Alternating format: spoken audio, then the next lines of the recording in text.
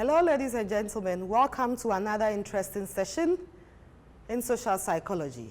In this session, we are going to discuss socialization, how we become human, the humanizing process. As a biological being, you do not necessarily become human at birth. What I mean here is that you are not a social being. So what is all this about? This is what we want to understand in this session. So we say that yes, when a baby is born, if you give it food, given food and time, that baby will grow. It's automatic. But social growth is not automatic. How do people become social beings? What is the process like? Where they become a socialized adult, able to relate with others in a social context, able to participate actively in a social context, able to understand the language of the context in which they find themselves. So in this session, we are going to define and explain the concept of socialization. We are going to define and look at the differences between the two main theories of socialization, namely the stage theories and the continuous process theories. And we are going to look at the subject of gender socialization, how males and females are socialized differently to be able to function in their specific roles within a society. So this session will look at the following: defining the concept of socialization, introducing you to the theories of socialization, the agents of socialization, and the subject of gender socialization. The expectation is that you read chapter 4 of the required text and the article on socialization posted on Sakai. So, what is socialization? From these definitions I've provided from Penrod, Abochi, and Henslin, certain key words stand out. We say it is a total upbringing, not a partial. A total upbringing that prepares the child or the individual for full adult participation in a society. So whether it's a Ghanaian society or it's a Western society or whatever society, the training you receive, the upbringing that you receive, that makes it possible for you to participate in that context can be considered as socialization. Then again, we say socialization would refer to those processes, not that event. So socialization is a process. Processes that may be planned or not planned. They may be planned or unplanned, by which somebody who has no experience in a society learns about the norms, the values, the attitudes, the behavior in that society and acquires it as part of his behavior. So you know how to relate to an adult, how to talk, how to say what, when not to say what. The values within your society so that you can be able to relate and live within that society. All of these is what you will consider as socialization. So if we are saying this, then the subject or the debate of the nature-nurture divide comes up. Are we saying that humans are a product of socialization or humans are a product of nature? Are we the way we are by nature or have we become the way we are? Is a thief born a thief or is a thief made a thief? Can you look at the face of a baby and say, this baby, the way it looks would be an armed robber? Or does society make that baby an armed robber? Which has more strength? Biology, genetics, or socialization? Well, that is food for thought. Engage with your colleagues and you determine amongst yourself which has more weight. Are you going to be able to put percentages to it? But basically what we say is that as humans, we are a product of mainly nature. We are a product of both nature and nurture. Genetics can be altered. The environment can manipulate, can mold a person to fit a certain environment. There are two main theories of socialization which we are going to consider, look at briefly. We have the stage theories and the continuous process theories. Basically, what these two theories suggest is that human growth goes through stages, that is the stage theories. Then the continuous process theory says that human growth is a continuous process. It doesn't end at any point. And one of the key well-developed continuous process theories is the social learning theory. And this is a theory that says that we acquire information, attitudes, behavior in a continuous process over the life course. And our behavior is influenced by our environment and our personal experience. And how does the individual become socialized in the environment? There are four main channels. Socialization based on classical conditioning, or what you could call association, instrumental conditioning or reinforcements, modeling and observation, or direct instructions. Let's take each of these and quickly explain what they mean. Starting with direct instructions.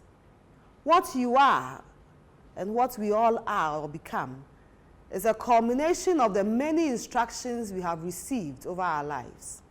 So as a child, your parents will tell you, if you want to urinate, this is where you go to. If you want to sit in the vehicle, this is how you open it. Sit down, stand up, keep quiet. In school, a teacher will tell you, keep quiet, stand down, start at attention, do this, do that.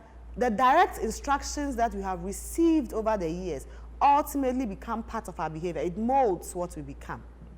If a child comes up to tell the mother, oh, my friends have been bullying me, they hit me. A parent may tell you, when they hit you, hit them back, and they will know not to hit you. Direct instructions. Consistent direct instructions molds behavior. Then we talk about observation and imitation. We say that people ultimately observe others, particularly those who are similar to them of the same sex, observe such behavior and model such behavior. That is why you notice that children would often imitate their parents or any other significant other. A child a year or two will start talking on the telephone or pretend to be talking on the telephone because they see their mother or father talk on the phone and laugh and behave. It's what they observe that they imitate. The same way, if you go into the workplace and you observe people's attitude to work, by and large, you may be influenced by what you observe your colleagues do in such circumstances. And if what you exhibit is rewarded, it stays. If it is not rewarded, you know to stay away from such behavior that you are imitating. And we say that the observation and whether from the period where you observe to where you behave, there is a mediation in between the two. What happens between when you observe a behavior and when you actually act it out? There are steps along the way. And this is the steps we want to look at. First, we say you must pay attention to the behavior. You must see it happen. And when you observe it, you pay attention to it, you must be able to retain it. So imagine a child observing how the mother prepares a pot of soup. The child must see the mother doing it and pay attention to it and be able to retain it. Know that this ingredient went in before that ingredient. Must be able to remember. And from our attention to retention, must be able to reproduce. And in fact, must want to reproduce, must be motivated to reproduce. These stages are just for analytical purposes. Sometimes they do not follow in this strict order. Sometimes the motivation may be there before attention would even come onto the subject. But simply what you need to understand is that between when you observe a behavior and when you actually act it out, there are stages that happen between the middle. Then we also have another method, operant conditioning, or what is also known as socialization based on reinforcement. And if you read a mandatory text, one of the major social psychologists associated with this research is Skinner. And Skinner believes that the best way to understand the behavior is to look at its causes and consequences. What caused the behavior and what are the outcomes of that behavior? Basically, what this theory or sub-theory seeks to explain is that when people act out a certain way and they get rewarded, they know that this is a good behavior which must be repeated. But if they act in a certain way and they get punished, then they know that no, this is not behavior that must be repeated. Reinforcement. So whether the reinforcement is positive in the form of a praise, an applause, a pat on the back, a citation, a tangible financial reward, or it's a form of a punishment, a rebuke, ridiculing, punishing you, or imprisonment, or any kind of punishment, you know which behaviors to pick up. So operant conditioning is focused on reinforcement. When the reinforcement is positive, their behavior is repeated. But if the reinforcement is negative, the behavior is weakened and ultimately extinguished. So we say a behavior will be modeled when it is reinforced, but it will be discarded when it is not, or when it receives negative reinforcement. Then we talk about classical conditioning, right? And this is the stage where you are looking at associations between behavior. It explains why people have certain fears or certain phobias. And this will be very clear to you when you read the literature I have directed you to. So take a situation where you go to visit a friend and you get chased by an Alsatian dog. What happens? You associate that house with a dog. You develop a phobia, a fear for that space. You have learned not to go near that place because of that experience. Learning based on association. Or you drive past a place and you get attacked by robbers, for instance. You associate that street with armed robbery, right? So you know not to drive in that area at certain times of the day. You have learned, you have been socialized, learned based on associating one neutral stimulus with another. And so you know how to behave under certain circumstances. We are saying that classical conditioning then emphasizes the environment's influence on behavior. And that is a reductionist explanation that when this is present, this is likely to be present. People put bits and pieces together to determine how to behave or not behave. So basically, what are we saying? That the social learning theory says that behavior is largely learned. We are products of our environment and our personal experience. There's the direct instructions we've received, the behaviors we have observed and imitated, the behaviors we have been rewarded for or not rewarded for, the behaviors we have learned based on association, all determine who we are and what we would ultimately become. But then this theory is limited in the sense that it does not tell us how we are not able to learn certain behaviors. Because sometimes people are directly instructed, people are given good role models, but yet they do not listen and they do not follow. So how do you explain that? We say that this theory does not adequately explain such situations. But besides social learning, there are other things that influence the socialization process. And these are the things, a few of them, that we would consider. The birth order and family size, the kind of family you come from, influences who you are. That is how come you are different from your spouse, for instance, because you come from different backgrounds, right? The size of that family, whether you are an only child or an only son, or you are from a large family, influences your behavior. We often have the impression that people who are the only child tend to be relatively much more pampered than those who come from a large family because they receive all the attention, they have responsive parents, and so their socialization and upbringing tends to be different from those from a relatively larger family. Birth order influences the socialization. Whether you are the first child, like the accounts will say you are the PACA, or you are the last child, or you are the Mensa, the middle son, or the Mansa, the third daughter, your position in the birth order determines the expectations that your family may have of you and what behavior you ultimately may exhibit based on where you fall in terms of the order. Interactions within the family are also critical when it comes to socialization.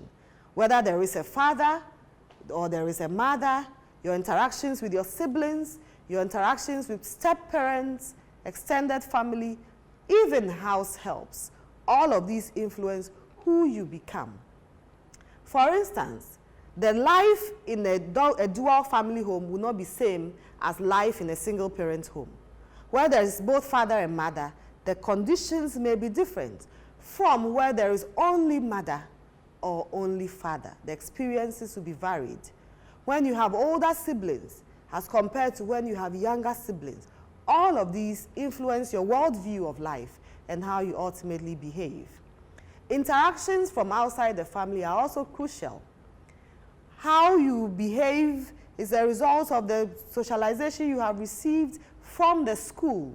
That is, if you've had an opportunity to go to school. Your interaction with your teachers, your interaction particularly with your peers, and how they behave towards you. The religious group you find yourself in, right? And in these contemporary times, you are talking of the media. We often will say that the media is a new parent on the block.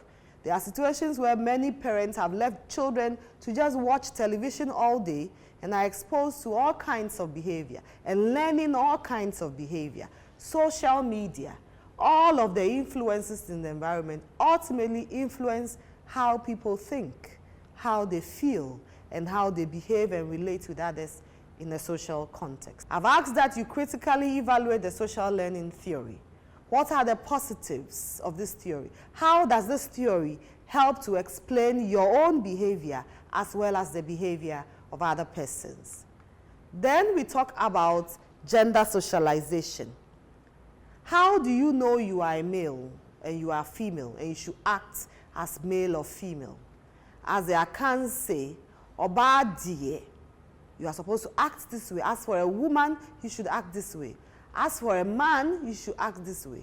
How do you now know how to behave as male or female? Gender socialization would only happen when the sex of the individual has been defined. And of course, in times past, it's just a biological difference. You are either male or female based on your sexual organs. But in contemporary times, we know that there are heterosexuals and people are swapping from male to female.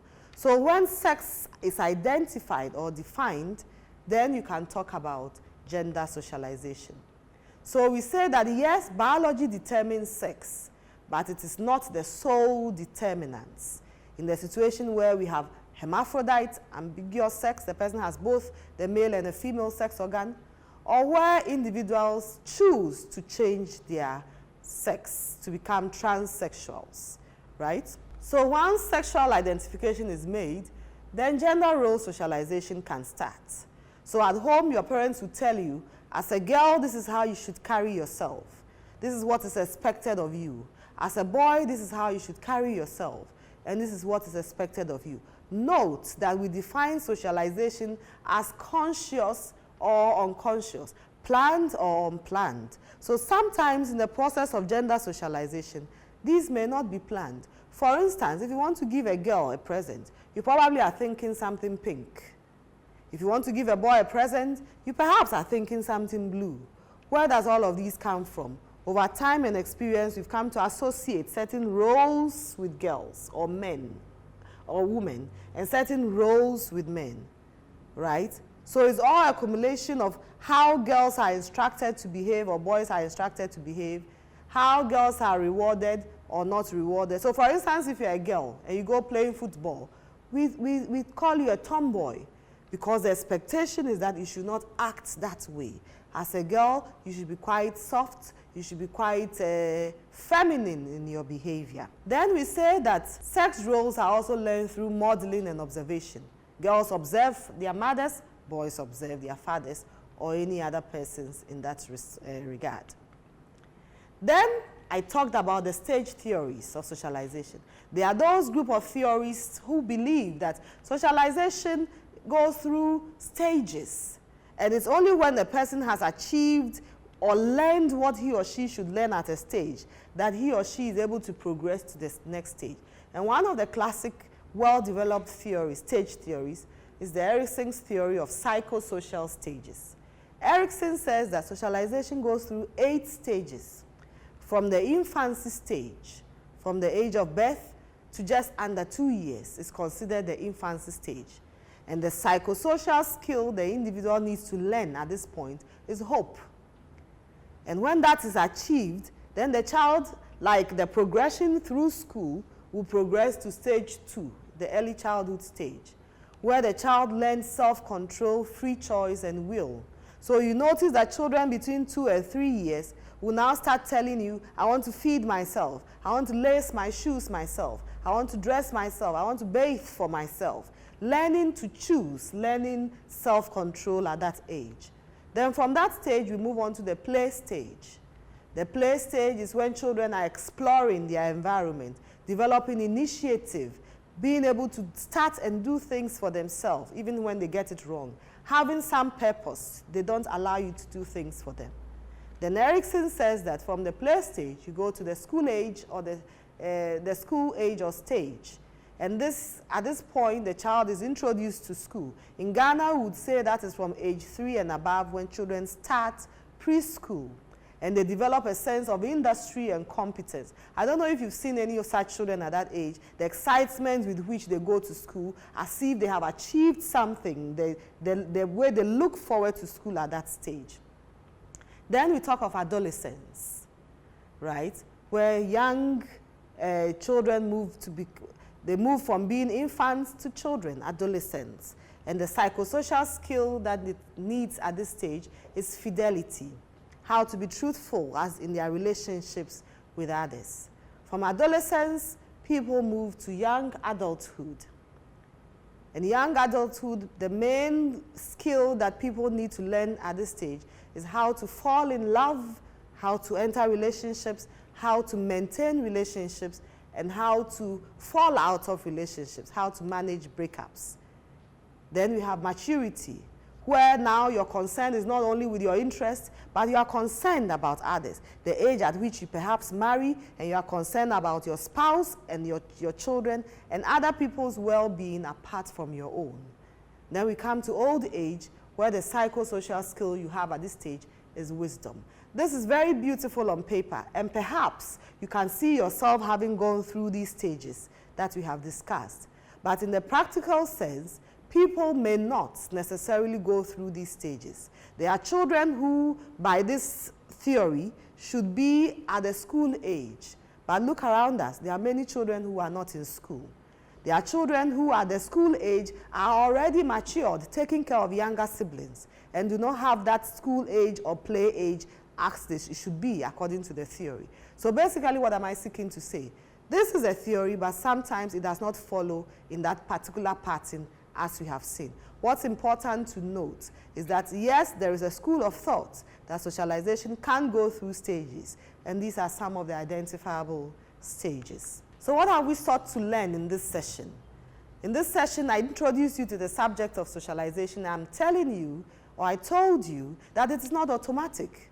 It doesn't just happen. You must socialize people to let them learn language, let them learn how to relate to others. And this can be done by using social learning, where people are directly instructed or people are imitating others, and this is a continuous lifelong process. Socialization sometimes focuses on the gender of the individual. Whether you are male or female would influence the kind of upbringing you are exposed to or the kind of training that you are exposed to. So even as we sit in class, this is also part of the socialization process. You are learning something that does not just end here. It's a continuous, lifelong process. And as sociologists, we believe that socialization even occurs at death or after you are dead. Because at your death, others are learning what killed you. Others are learning by how your funeral is organized, whether you are going to be an ancestor, whether you got a grand funeral. People are picking up lessons. So it's not something that even ends at death. It continues long after death. I hope you have enjoyed this other session, and I would encourage you to read the session on the literature on this session to get a deeper understanding of what socialization is. Thank you.